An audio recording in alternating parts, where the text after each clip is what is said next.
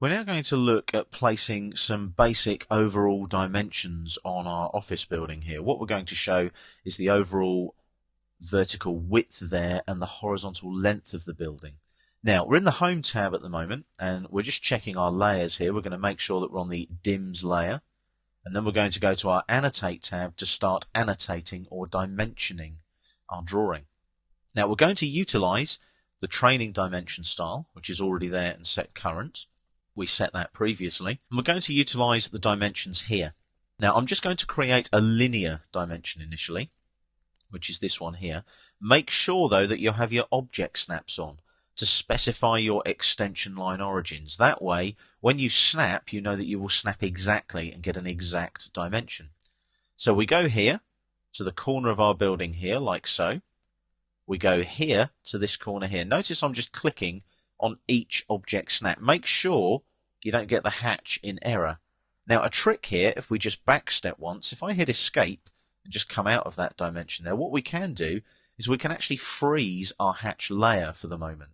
So what we do there, we go to our Home tab, we click down here on the list, and there's our hatch layer. If I click on this little sun symbol here, it turns to a snowflake, and you'll notice the hatching disappears on the drawing. It's just frozen off for the moment for clarity. So if I now click in the drawing, you can see that the hatching isn't there. I can now go back to Annotate, click on the linear dimension here, and notice now I've only got the corners to worry about and not any of the snap points on the hatch. Now I'm going to place that dimension over here, just outside of the building line, like that.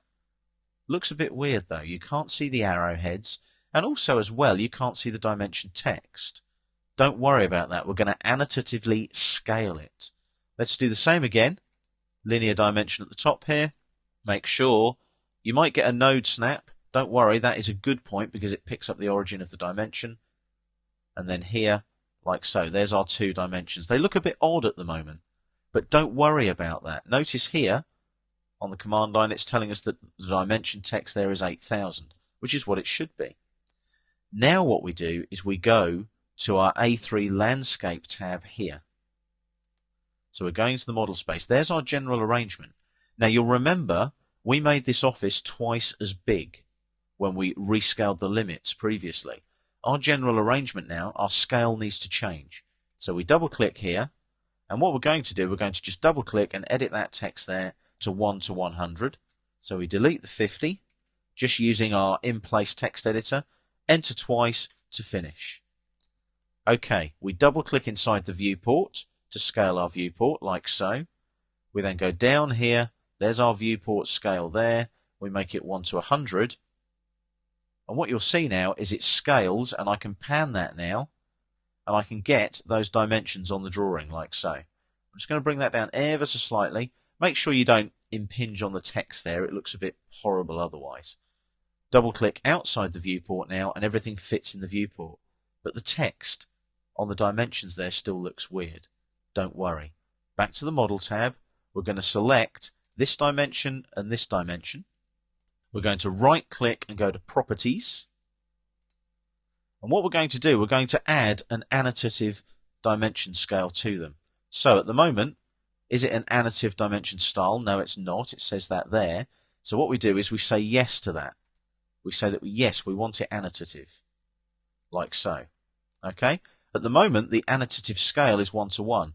We need to change that and add our 1 to 100 scale. So there's our annotation object scale there. We click on Add. Bring that one in there so we can see it there. And we want 1 to 100 to apply. So we click on OK. We OK that there. And what we're going to do as well, we're going to close the Properties palette here. And then go back to A3 Landscape. And look, there's our dimensions. So when you make them annotative and specify the viewport scale for the annotation scale on the dimension, you can now see the dimensions.